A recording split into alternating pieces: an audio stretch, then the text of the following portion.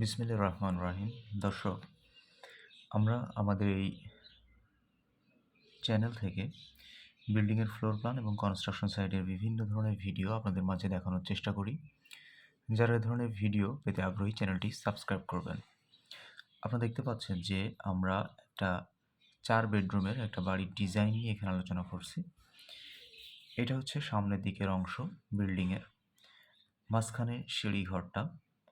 ডান পাশে একটা master bed আছে, যেটার মাপ হচ্ছে 14 ফিট 9 ইঞ্চি।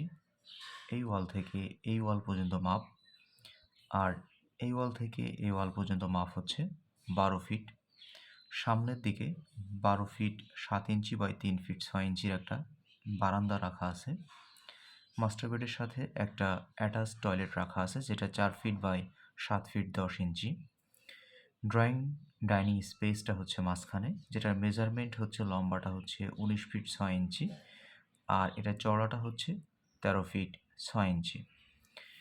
পিছনের দিকে ডান পাশের ঠিক কর্নারে আমাদের একটা কিচেন রাখা আছে, যেটা 11 ফিট 7 ইঞ্চি হচ্ছে লম্বা, আর এটা হচ্ছে চওড়ার মাপটা হচ্ছে 7 ফিট। এর ঠিক সাথে একটা স্টোর রুম আছে, যেটা 7 ফিট 10 ইঞ্চি বাই 6 ফিট 7 ইঞ্চি।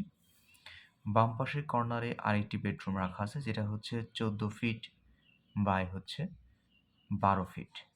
এটার সাথেও একটা অ্যাটাচ টয়লেট রাখা আছে, যেটা হচ্ছে 10 ফিট 2 ইঞ্চি বাই 5 ফিট।